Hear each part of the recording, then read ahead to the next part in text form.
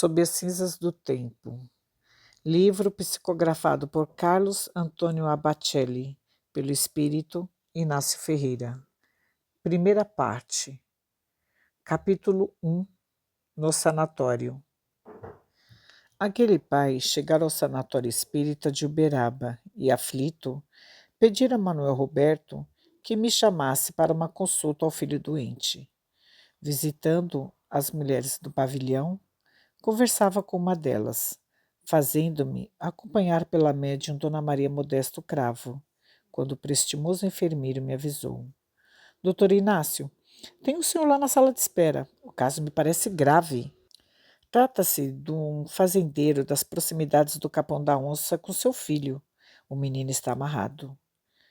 Deixando Dona Modesta conversando com o paciente, prestes a receber alta, fui ver do que se tratava. Com o chapéu na mão, o sitiante me cumprimentou e, antes que efetuasse qualquer pergunta, explicou-se. Estou aqui por causa do meu filho, doutor. Paulinho está com 17 anos e já rodamos muitos médicos. Estivemos até em Ribeirão Preto. Há 2 anos estamos nessa luta. Em casa ninguém mais tem sossego. Somos católicos. A mãe dele não queria que eu viesse procurar o senhor, mas... Só me desculpe a franqueza. Não acreditamos muito nessa história de espiritismo.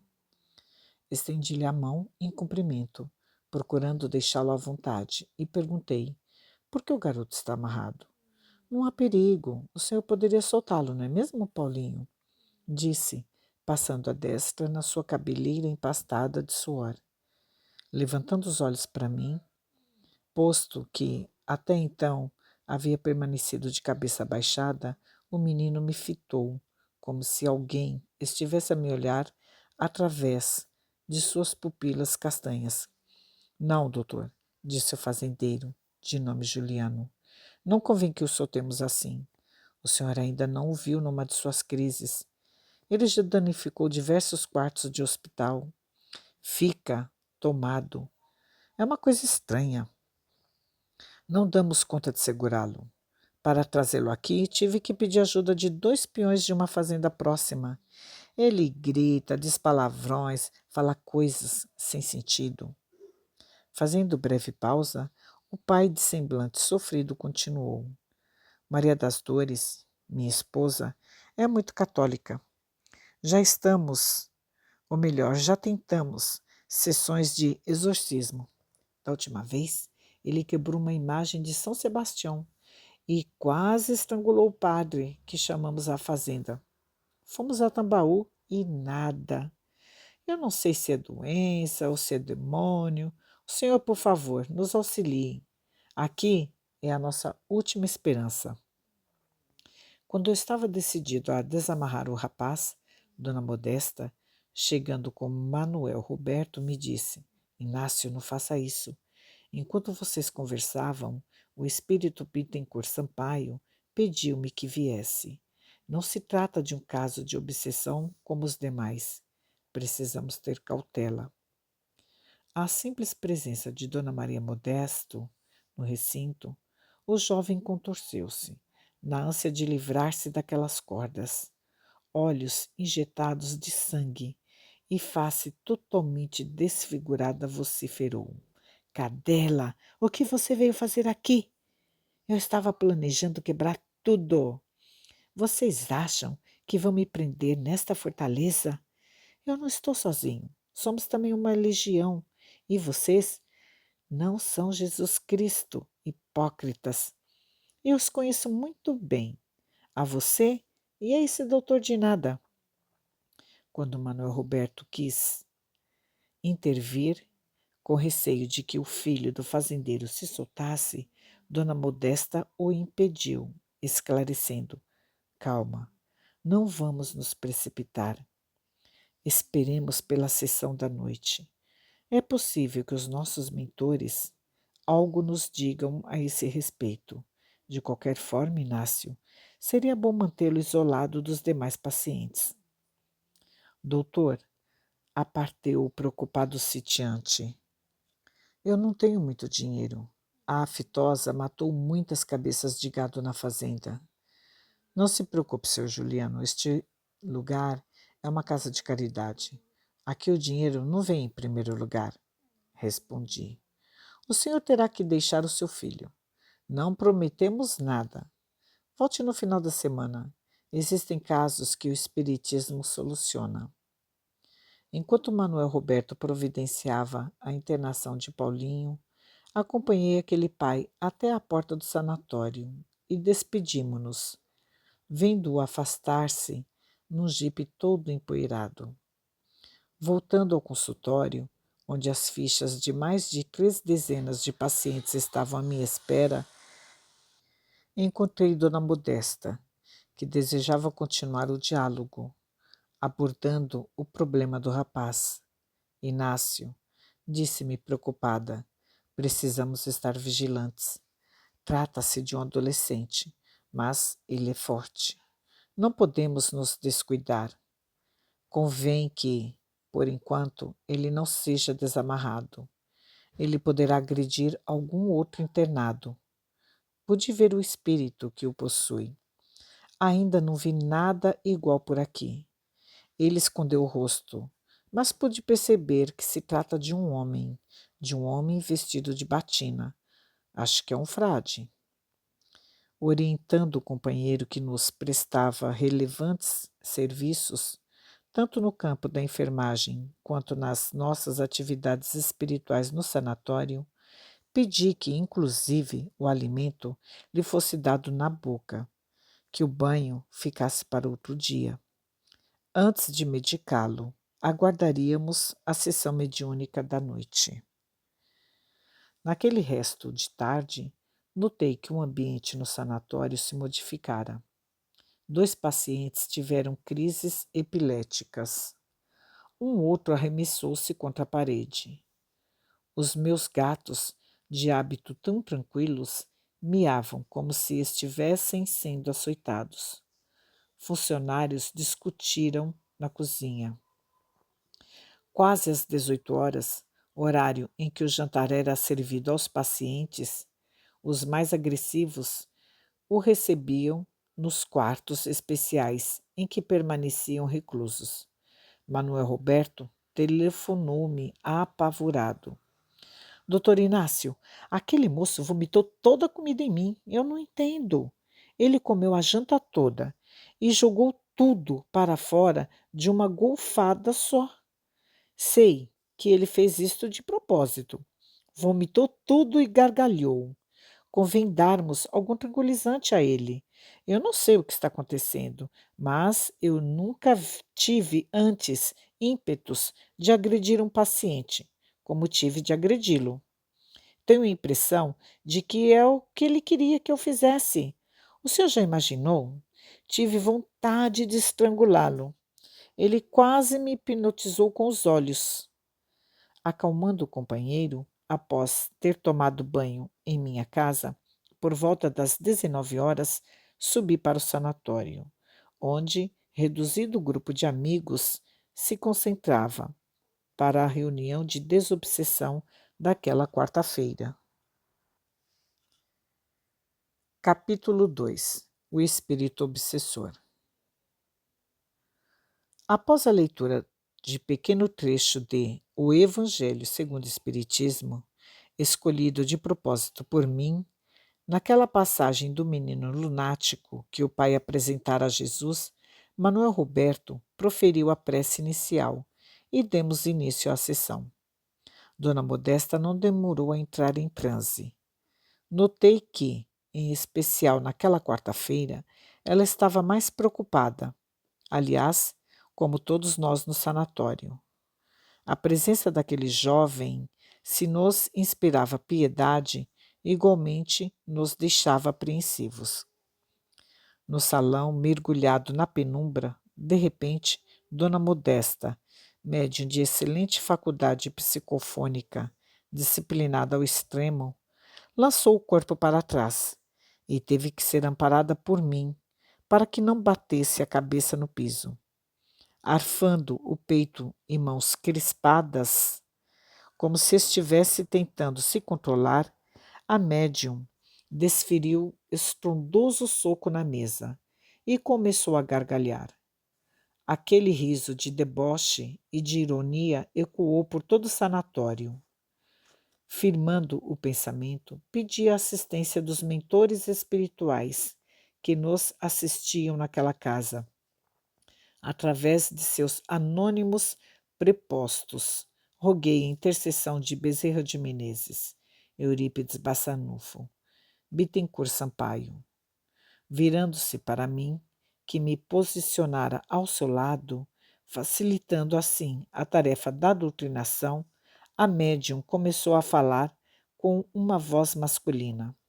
Seu cachorro. Então, vocês acham que algo poderão fazer contra mim? Estão enganados. Aquele menino é meu, me pertence.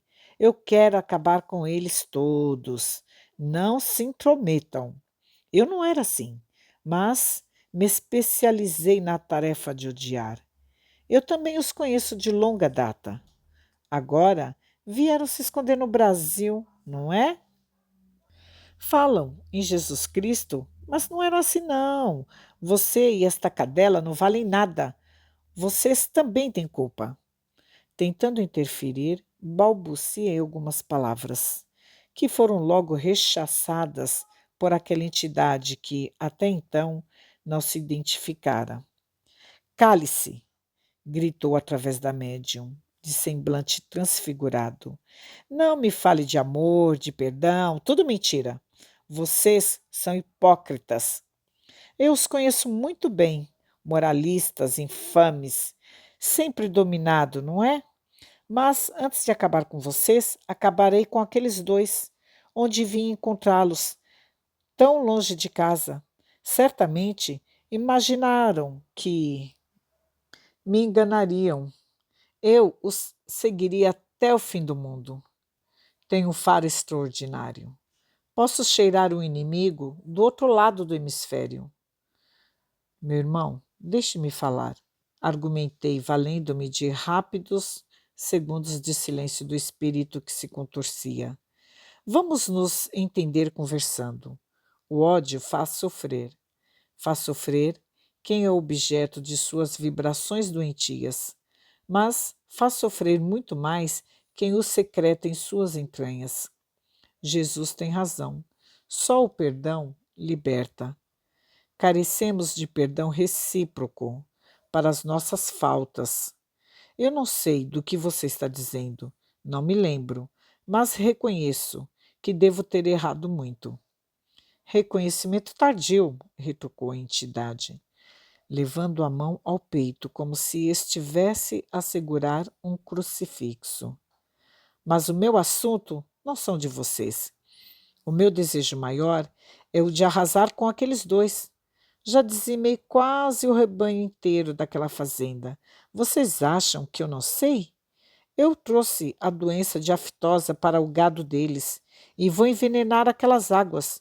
Já tentei incendiar aquela casa.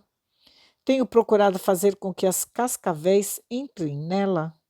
Eu os quero de volta, principalmente aqueles dois. Quem é você? Diga, insisti, procurando interessá-lo no diálogo, que ele nem me permitia entabular. Curioso, hein? Vocês não dizem que são médiuns? Adivinhem, redarguiu, permitindo-me alguns minutos de conversação. Eu não posso enxergá-lo, meu irmão. Não sou dotado de clarividência, mas intuitivamente quase que posso delinear os seus traços fisionômicos. Não lhe posso ver o rosto. No entanto, tenho quase certeza da batina que você veste. Quando me referi ao hábito religioso que, de fato, através da intuição, o percebi envergar, o espírito soltou um urro e, de novo, esmurrou a mesa. Fecha a boca, filho de Satanás. Visto esta roupa, porque não tenho outra. Vocês têm espiões em toda parte. Nós também os temos. Estamos infiltrados no movimento de vocês, nesse arremedo de religião que chamo de espiritismo. A gente não sai. Vocês estão todos de batina, padres e freiras depravados. Isto aqui é um convento ou é um lupanar? Quando é que vai começar a orgia? Hospital, sanatório, casa de oração? Que nada! Estes pavilhões, estes doentes, verdadeiros zumbis dominados por vocês, loucos? Não me obriguem a falar, pois seria um verdadeiro escândalo. Sexo e poder. É só com o que vocês se preocupam. Pausando rapidamente, enquanto eu me preocupava com a psicófona, que exibia visível desgaste, a entidade falou em retirada. Desistam. Primeiro vou acabar com aqueles dois. Mais tarde acabarei com vocês. Terei muitos aliados para reduzir isso aqui a um monte de escombros. Nuvens escuras pairam sobre esta construção. Temos gente morando aqui dentro das paredes. Vocês já ouviram falar dos mortos emparedados? Vocês não sabem nada, intelectuais de superfície, pobres de espírito. Cerca de 30 minutos haviam passado. Dona Maria Modesto procurou se recompor, enxugar a fronte suarenta e tomar um gole de água. Percebi a sua grande aflição, o ritmo cardíaco descompassado, que aos poucos foi cedendo lugar à tranquilidade. Com leve aceno, pedi a Manuel Roberto que se aproximasse e lhe transmitisse um passe, enquanto concitava os demais integrantes do grupo a se manterem de pensamento em oração. Não tivemos outras manifestações de espíritos enfermos naquela noite. Antes, porém, da prece de encerramento, nos minutos finais que reservávamos para a palavra de algum mentor, recebemos a carinhosa e, como sempre, a providencial visita de Bittencourt Sampaio. De semblante renovado, Dona Modesta colocou-se de pé e começou a dizer, com o visível propósito de que aquelas palavras iniciais, ditas em saudação, saneassem o, o ambiente psíquico do recinto. Que a paz do Cristo esteja com todos. Capítulo 3. Bittencourt Sampaio. Meus irmãos, continuou o benfeitor a impregnar o ambiente de tranquilidade. Não se preocupem em excesso. O irmão que se retirou ainda há pouco é um filho de Deus a caminho do arrependimento. Todos cometemos erros dos quais, infelizmente, às vezes demoramos longo tempo para despertar. Todo sentimento de ódio, um dia, dará lugar ao amor. Não há espírito que suporte a si mesmo nas vibrações infelizes de revolta e de descrença. Mais cedo ou mais tarde, todos procuraremos pelo espírito, todos procuraremos pelo aprisco divino, do qual voluntariamente nos afastamos em nossos anseios de realização pessoal. A ilusão é uma loucura que nos possui a mente. A ambição do poder é a doença da alma. O prazer desmedido é um abismo profundo ao qual nos arrojamos. Estamos a caminho, no entanto, apenas começamos na jornada da ascensão espiritual. Para nós, o Cristo ainda é uma luz de brilho distante. Não esmoreçamos, porém. Não esmoreçamos, porém. Devagar, lograremos nos reerguer do pântano de nossas dores. Referindo-se, em particular, ao espírito que instantes atrás estivera conosco, a venerável entidade explicou. Nosso irmão é um companheiro que muito tem sofrido. Infelizmente, a sua condição mental não nos permite uma maior aproximação. Sendo indiretamente conduzido a esta casa, procuremos auxiliá-lo. A Casa do Caminho, em Jerusalém, era um hospital para os doentes do corpo e da alma. Não somente os leprosos e os paralíticos eram ali socorridos pela bondade dos apóstolos. Os dementes que viviam nas ruas e os obsessores de uma maneira geral, nela encontravam o albergue da caridade. Em toda a sua trajetória abençoada sobre a terra, Jesus lidou com espíritos obsessores. A cada passo, vemo-lo ser interpelado pelas entidades espirituais que viviam sob o jugo das trevas.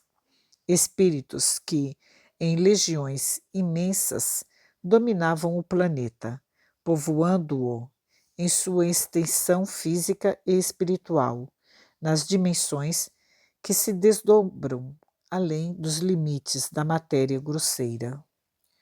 Em nossa peregrinação, temos tido mais deslizes que acertos, mormente no campo da fé religiosa. O Espiritismo, para nós outros, representa, na atualidade, abençoada chance de redenção. Se não a aproveitarmos de maneira conveniente, sinceramente, não sabemos o que nos espera. No passado, através de sucessivas experiências reencarnatórias, prevalecemo-nos do nome de Deus para dominar. A nossa intenção não era a de elevar a terra ao reino de Deus, mas, quanto possível, de fazê-lo vir até nós, para que não tivéssemos que abrir mão dos nossos caprichos e interesses. O caminho da humildade e da renúncia sempre nos pareceu demasiadamente sacrificioso. Por esse motivo, pregávamos a boa nova de espada em punho. As guerras mais sanguinolentas que assolaram a humanidade sempre foram motivadas pela religião. Doutrinas existem que, inclusive, fazem da guerra um expediente divino, como se Deus pudesse aprovar a violência de qualquer pretexto. Ouvidemos o Senhor, que preferiu a morte ignominiosa na cruz. Durante 300 anos, os espíritos aceitam o martírio nos circos e nas fogueiras do testemunho. Todavia, contemporizando o paganismo, perderam a coragem de se molar. De raro em raro, nos séculos que se sucederam até hoje, um espírito iluminado corporificava-se no mundo com o propósito de relembrar aos homens maus o caminho do qual se distanciaram. O movimento das cruzadas, a Inquisição, lágrimas que acumularam sobre lágrimas. Diríamos, neste sentido, o karma do homem permanece intocado, ou seja, Deus, através das leis que nos regem, permanece na expectativa do nosso fortalecimento espiritual, para que possamos nos redimir dos crimes nefandos que praticamos em nome da fé.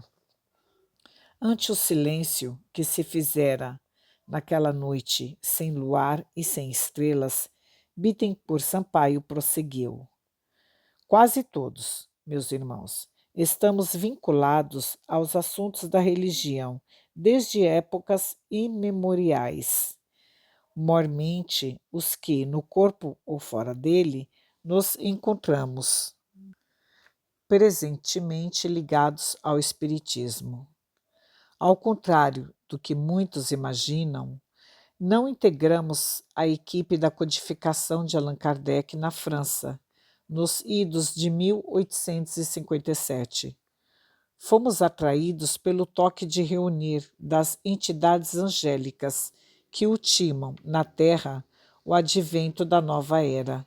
Se não nos valermos da oportunidade sublime, nesse ocaso de século e começo do terceiro milênio da civilização cristã, seremos com certeza exilados para outros orbes de depuração. Não pertencemos igualmente às falanges de espíritos que nos primeiros tempos do Evangelho tomaram a decisão de seguir o Senhor, escrevendo com as próprias lágrimas as mais belas epopeias do amor, nos quais a humanidade prossegue se inspirando. Mais recentemente, nos responsabilizamos pelos destinos da Igreja Católica, a guardiã dos princípios cristãos, que maculamos com os nossos interesses escusos. Tramamos a queda de muitos papas, subornamos copiadores das Sagradas Escrituras, mormente das páginas do Novo Testamento. Imitamos Teodora, esposa de Justiniano, que, no segundo concílio de Constantinopla, no ano de 553, influenciou o imperador para que a crença na reencarnação fosse banida dos dogmas da Igreja, a qual até então era reencarnacionista. Distorcemos e fizemos mergulhar no esquecimento as palavras de Orígenes, discípulo de Clemente de Alexandria, que afirmava a doutrina do karma e da palingenésia. Mandamos para a fogueira espíritos da envergadura moral de Giordano Bruno, de Ian Hus, de Girolamo Savonarola e tantos outros. Corrompemos, ameaçando com a morte, para que o povo, em permanecendo ignorante, se nos submetesse aos caprichos. Conspirando contra a fé alheia, terminamos descrentes e temos errado à margem dos caminhos do imediatismo. Sem o propósito de descer a detalhes que de fato não corroborariam conosco, imersos no véu do esquecimento, Bittencourt encerrou a alocução, a qual tanto nos impressionara. Este jovem, acolhido nesta casa pela misericórdia do Senhor, está sendo usado como instrumento de vingança pelo espírito que lhe devota aos pais entranhado sentimento de rancor. Esperamos que, em nossas próximas reuniões, ele mesmo decline os seus propósitos. Todavia, convençamo-nos, de uma vez por todas, que sem a renovação íntima das supostas vítimas de qualquer processo obsessivo, os seus algozes não se sentem dispostos à menor mudança. Oremos para que as bênçãos do Mestre Nazareno nos auxiliem no serviço de autossuperação, possibilitando-nos o perdão recíproco, na indispensável iniciativa de reparar, uns diante dos outros, os erros que cometemos. Capítulo 4. O casal de sitiantes.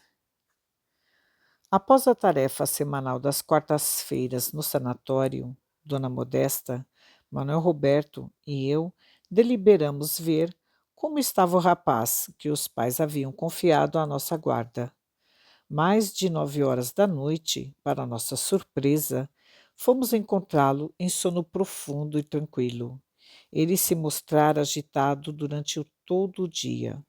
Estava ressonando sobre um colchão do quarto que havíamos adaptado para abrigar pacientes excessivamente agressivos.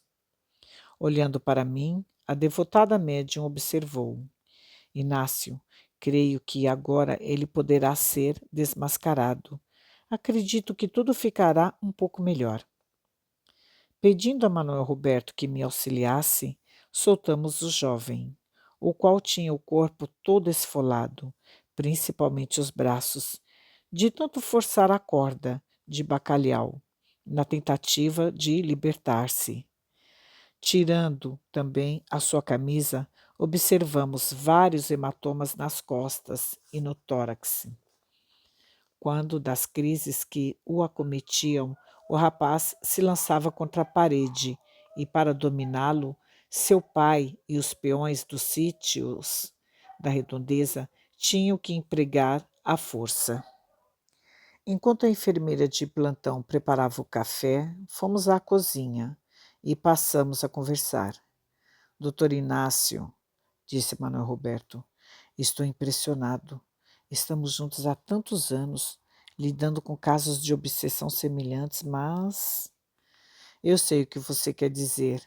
Atalhei o amigo que de fato se mostrava preocupado. Eu também estou achando tudo isto muito estranho. O espírito obsessor parece ter um carinho todo especial por este menino. O seu ódio, a meu ver, se concentra mais sobre os pais dele. Vamos esperar. O casal ficou de vir na sexta-feira. Faremos uma acareação. Ainda não pude conversar direito com o Sr. Juliano e nem conheço Dona Maria das Dores. Inácio, comentou Dona Modesta, auxiliando a servir-nos o café, que de certa forma nos recompunha as energias despendidas na reunião. Enquanto o espírito se manifestava por meu intermédio, tive estranhas visões. Enxergava muitas fogueiras enfileiradas e pessoas sendo queimadas.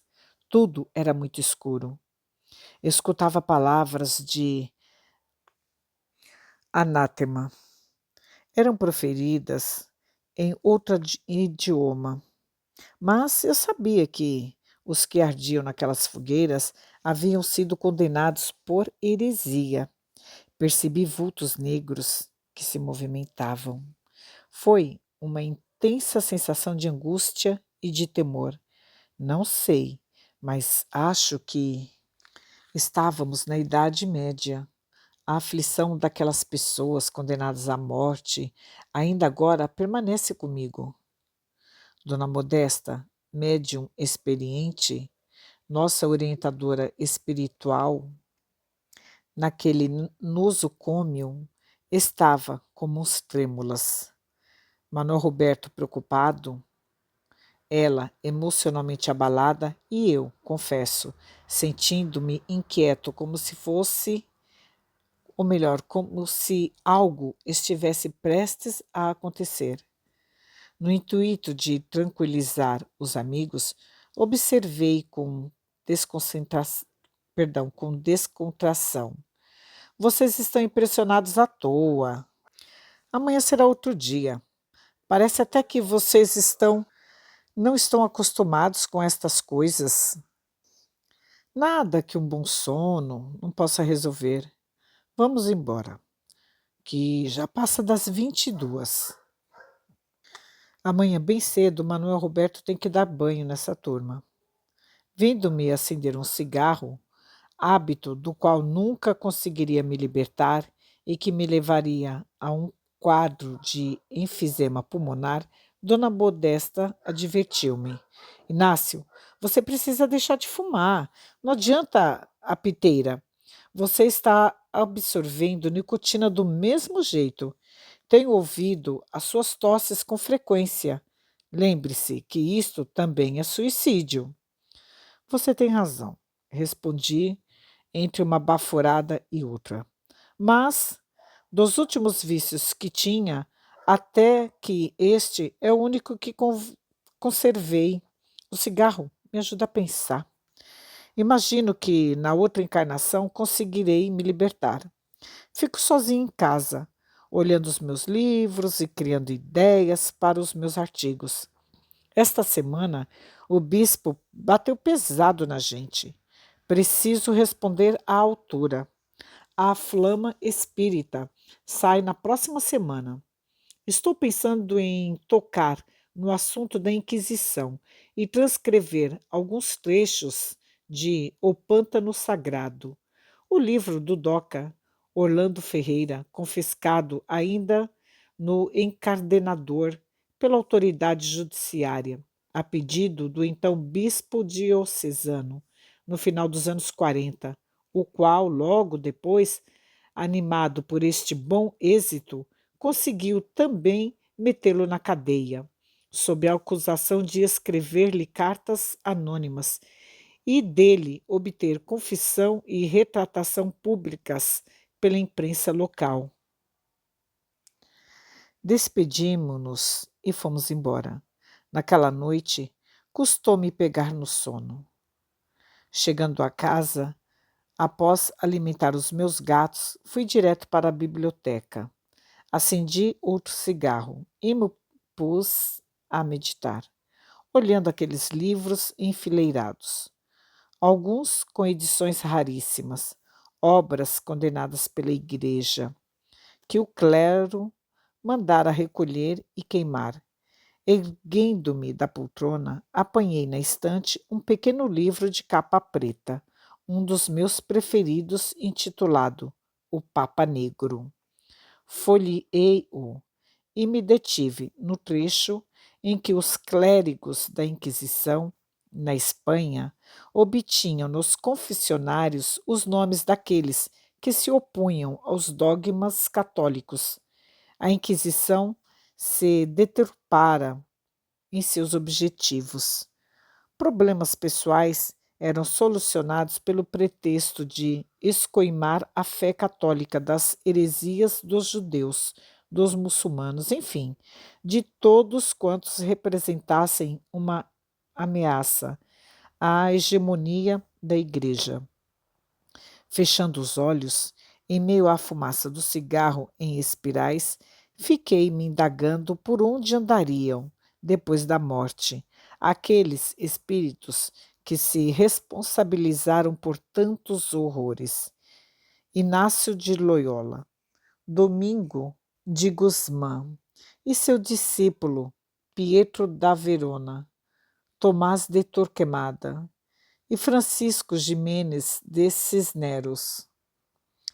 Na sexta-feira, antes um pouco do almoço, chegou o casal de fazendeiros do Capão da Onça, município vizinho, oficialmente denominado Rufinópolis. Cumprimentamo-nos e logo de início percebi que a mãe do rapaz internado era estranha. Apesar do calor, trajava um vestido de mangas compridas e cobria as costas com um chale escuro. Ela não estava à vontade em meu gabinete. Olhava os retratos nas paredes e tinha um grande crucifixo na mão. Doutor Inácio, disse o senhor Juliano, tomando a iniciativa do diálogo, esta é Maria das Dores, mãe do meu filho. Como lhe disse, somos católicos. Maria das Dores não concorda com a presença do Paulinho aqui, mas não tivemos alternativa. Levá-lo para um outro hospital fora do estado fica muito caro e estamos atravessando um problema sério com a mortandade do gado na fazenda. Estendi a mão àquela senhora e, ao cumprimentá-la, notei que a sua destra estava completamente gelada.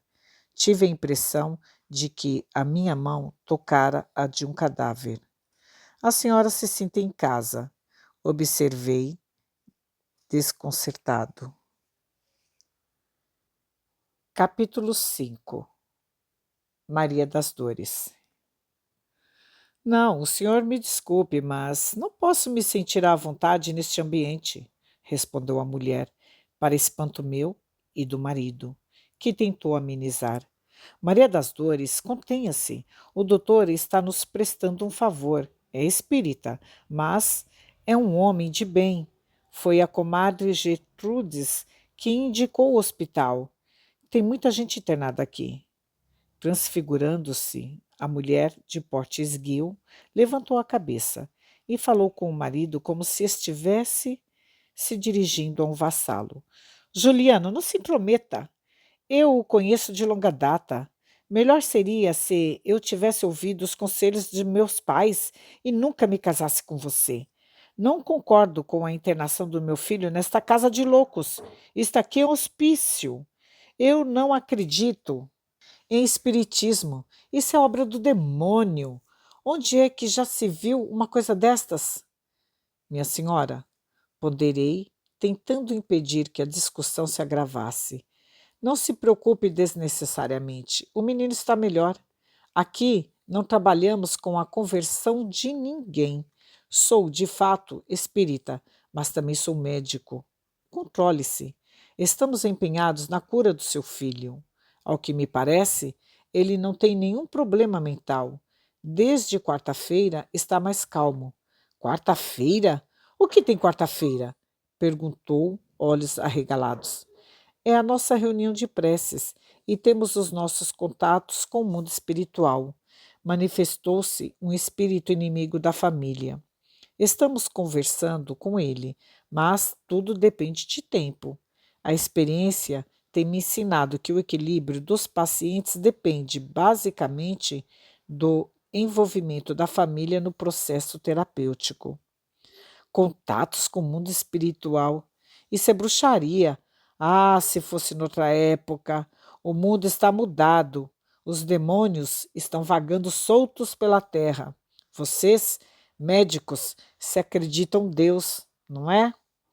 E olhando algumas fotos na parede, indagou, colocando-se de pé e apontando o dedo para um quadro do Dr. Bezerra de Menezes. Quem é o barbudo? Algum opositor da Santa Madre Igreja? Vocês, espíritas, são todos esquisitos. Onde é que está Paulinho? Quero ver o meu filho já. Doutor, o senhor me desculpe, aparteou cintiante, sentindo-se envergonhado. A minha esposa está deste jeito. Não sei o que fazer. Os assuntos dela são todos assim. Foi um custo convencê-la a vir. Fazendo-lhe leve aceno para que não se preocupasse, pensei que o lugar daquela senhora, infelizmente, seria também o sanatório. Ela estava completamente alterada. Impossível sustentar com ela qualquer diálogo. Eu quero meu filho. Onde é que está o meu filho? Foi o barbudo, não foi? Foi, sim, o barbudo do quadro. Eu já vi em sonhos. Juliano, vamos embora, repetia a infeliz, sem, no entanto, derramar sequer uma lágrima. Via-se, sem dificuldade, que Dona Maria das Dores estava debaixo de tremenda influenciação espiritual. De nada lhe adiantaria oferecer um passe ou forçá-la a tomar algum medicamento. Tendo que falar com um pouco mais de energia, asseverei: Vamos ver primeiro o menino. A senhora poderá ver que ele está bem. Não somos criminosos, minha irmã. Este lugar é uma casa de caridade e a senhora me faça o favor de moderar as palavras. Eu havia aprendido com a experiência que, em alguns casos, o rigor funcionava, tanto com os obsediados quanto com os obsessores. A autoridade moral na palavra tinha um efeito calmante. Jesus expulsara os vendilhões do templo e nenhum deles tivera coragem de se opor à indignação. Em várias oportunidades, o mestre se dirigia com veemência aos espíritos perturbadores, ordenando-lhes que se calassem. Conduzindo o casal por amplo corredor, fazendo-me acompanhar, como sempre, por Manuel Roberto, chegamos ao quarto do rapaz, que, mais calmo, estava sentado na cama, mas, assim que viu a mãe, começou a gritar: Tire essa mulher daqui, traidora, vagabunda, eu vou matá-la. Não perdoo. Tenho por você um ódio mortal, saia daqui. Eu a quero deste outro lado. Você me paga com seu marido. Não é tanto este pamonha, mas com você quero estrangulá-la pelas mãos do seu próprio filho. O filho que você pariu, sua. Estou preparando tudo. O moço se agigantara de tal forma que, se Manuel Roberto não o tivesse contido, haveria de esganar a mãe diante dos nossos olhos. Ele saltara sobre ela como se fosse um felino. Em fração de segundo, O transe acontecera, totalmente fora de si, com aquela mesma voz que eu estava aprendendo a identificar, investira contra a mãe, ante a quase completa passividade do pai. Se fosse o caso, os três necessitariam de permanecer internados, pai, mãe e filho. No entanto, havíamos procurado no sanatório para prestar assistência médico-espiritual apenas ao rapaz. Maria das Dores ficara tão assustada que permaneceu muda, até ao momento em que nos despedimos daquele casal de sitiantes, fazendo a seguinte recomendação: voltem daqui a 15 dias. Gostaria que, daqui a 2 semanas, tivéssemos mais tempo para conversar em separado. Mesmo não acreditando a influência espiritual no caso do menino de vocês, é patente. Doutor, não temos mais ninguém a quem recorrer, explicou o Sr. Juliano, ante a insensibilidade da esposa, que me parecia anestesiada.